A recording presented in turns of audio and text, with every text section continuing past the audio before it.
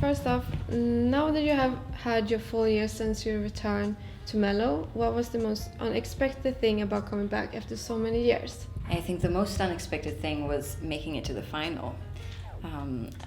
I didn't know if anybody even remembered me.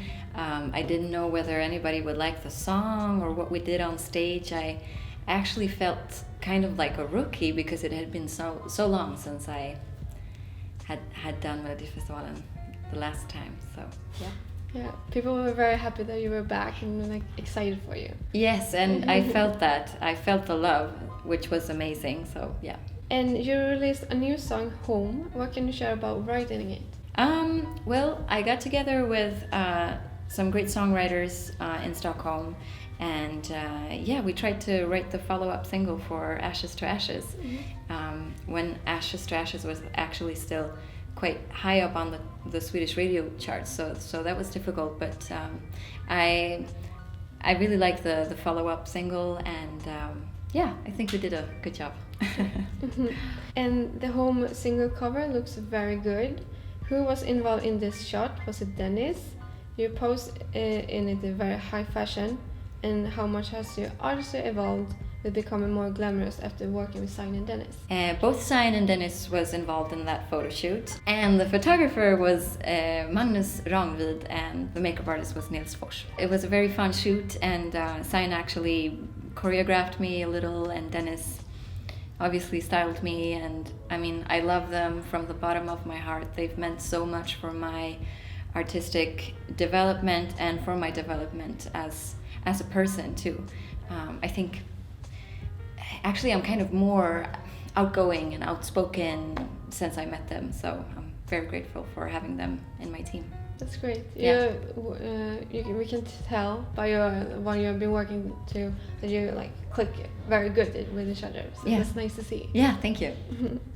And tell us about your new song, Speak Love. Well, that song I wrote together with David Lindgren Chakiris, who I've written a lot of songs with, and he's my producer too, and we've got a great collaboration together. We've been working for 3 or 4 years now. We did my EP together and my first single in 2018, Vice.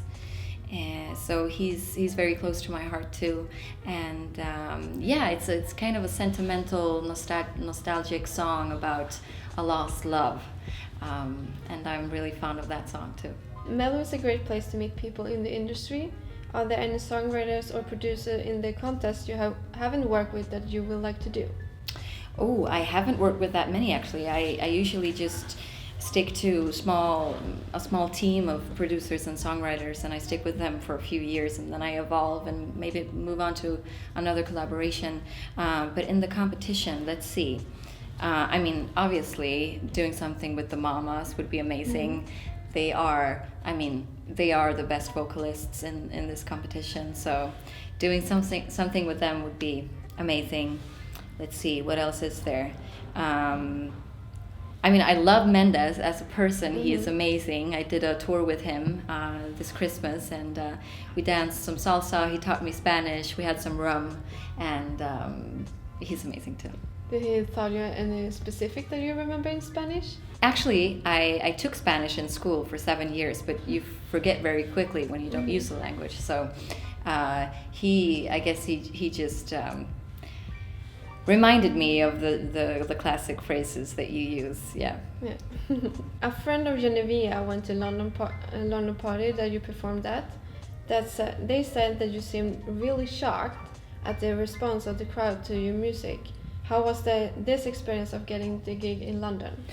London was such an amazing experience because the Eurovision fans are so invested in their artists, and they show so much love, and I'm not used to getting that much love, so I was, and you know, coming to London, first show in London that I've ever done, and getting that response, just getting up on stage before I had even begun to sing. So yeah, I was blown away, and I love each and every one of them. They are amazing. And you were also able to perform in Spain.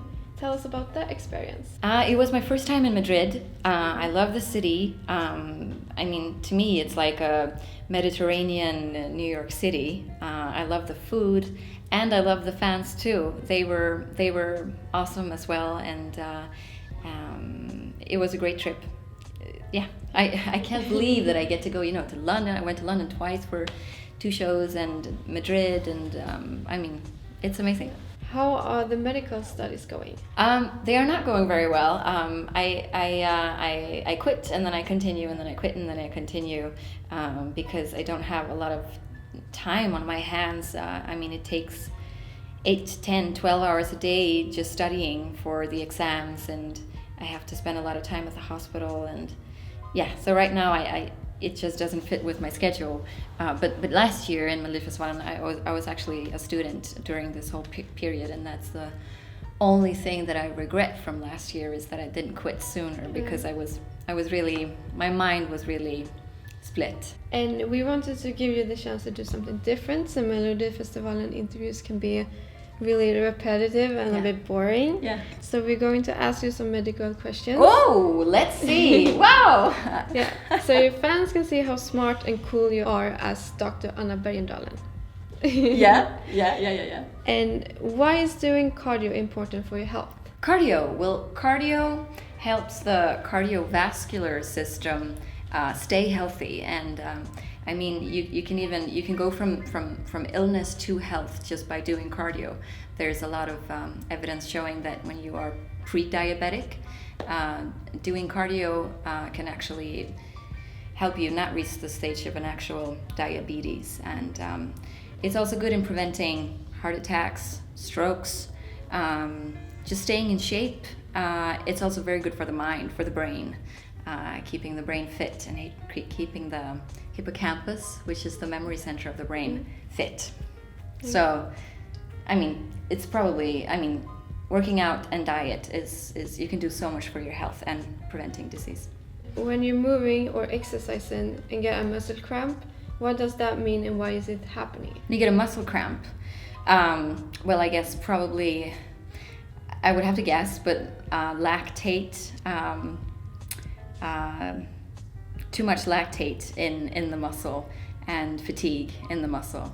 Was it the scientific explanation of why we get hangovers when we drink too much alcohol? Is there any such thing as hangover cure?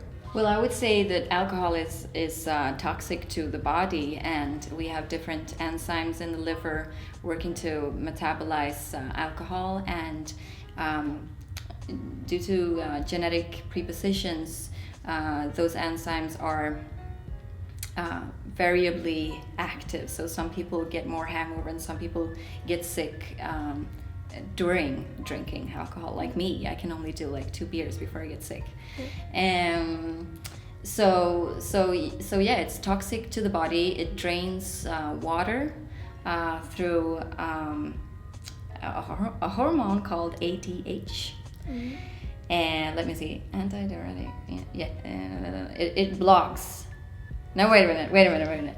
Antidiuretic hormone. It blocks ADH, so it means you pee a lot. So you lose a lot of water, and when you lose a lot of water, you lose blood volume, you lose blood pressure, and that affects the brain, and you get headache, and you feel sick because it's toxic. I don't know.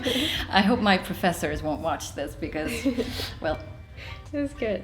And what is the cholesterol, and what is the difference between good and bad cholesterol? Cholesterol is a fat that is in the body, and it's in the bloodstream, and you have you have good fats and you have bad fats, and the bad, you have LDL, and there's another one. You really put me on the spot here, but some are good for the cardiovascular system, good for the heart, and some plug the arteries in the heart. And when you plug the arteries in the heart, eventually they will build up to a clot, and you can get a heart attack. And why is it bad to consume so much sodium? Sodium, there's new research showing that sodium is not actually that bad for you. There was this article in the Lancet showing that it's not actually that harmful for the blood pressure. So I don't remember exactly, but the maximum intake of sodium is higher than previously thought. So I don't. I'm not afraid to put salt on my food, and I mean actually you can get sick from not getting enough salt. Okay. There's water intoxication when you get too little salt and you lose pressure and blood pressure. So what is the correct way to do breast cancer checkup on yourself? On yourself, okay. So regularly you should just feel your breast. I believe it's circular movements starting from the nipple, going around, feeling the whole breast, actually in the axilla too, both axillas, like once a month, feeling for lumps. Yeah. Yeah, that's good. And during the menstrual cycle, a lot of things happen in the breast. So I mean, you can feel lumps in specific periods of the menstrual cycle, which are harmless, and there are fat lumps and fibrotic lumps, and I mean, it's rarely cancer, but it's good to check your breasts. Mm-hmm. And how often should you get tested for STDs? STDs?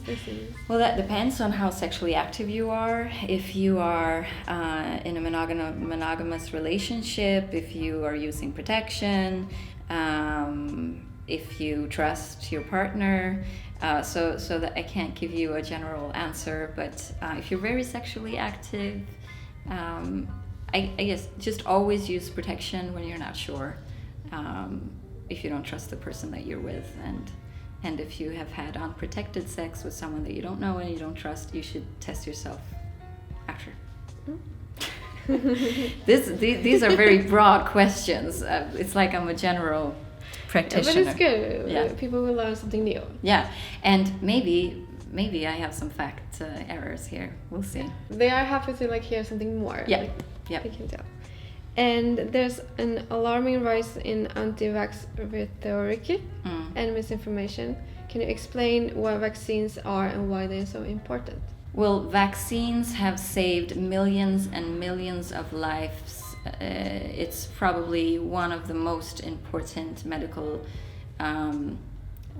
discoveries ever. And they are to, a great extent harmless, and I think it's very important to reach out to people with correct information, and in regions where you have anti-vaccination people, they have outbreaks of diseases that people died of 100 years ago, and children die, and you can see that very clearly geographically where the outbreaks are. It's where the children aren't vaccinated, and children die. And in developing countries, it's still infectious diseases are still one of the most common causes of death. So get vaccinated. Yeah, it's safe. Last year you talked with Jenevia about scammers and frauds in the medical community. Yeah.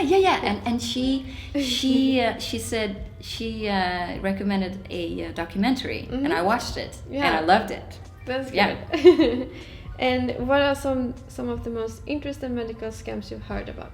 Well, talking about vaccines, there was this research saying that you could get autism from a specific vaccine. And the whole research was a big scam, but that research has lingered in people's minds, so they think that they will give their children autism by taking that vaccine. And actually still today people in Sweden believe that is true, and it was not. So it was fake news. Yeah, I know people know. Yeah. What are your career goals for 2020? Right now I'm actually taking it day by day, because I just love this so much. And this week, this Melodifestivalen week, is like birthday for me every day. It's like Christmas. So right now I'm just trying to enjoy every single moment of it because it's not coming back. I have really high hopes for Kingdom Come. And I hope that people will feel everything that I feel on stage. And I love the 6 dancers that I have on stage. And I'm really hoping that people will take this show to their hearts and like it. So that's number 1. Yeah. Yeah. The last question. What is the best advice you ever received? Oh. Well, the first thing that comes to mind is the advice that I got from my co-songwriter, Bobby Ljunggren, who I wrote Kingdom Come and Ashes to Ashes with. He said, I don't know, maybe I am outing him right now, but he said that he had forgotten to enjoy his success a lot of the time. And I mean, what's the point of success if you're not enjoying it? So he said to me, just enjoy every single thing, celebrate every single thing. And I, now I always keep some sparkling wine in my refrigerator, just in case something good happens, and then I pop it. And so I try to celebrate every good thing that happens. And I mean, a lot of good things have happened to me. I feel very, very privileged and blessed.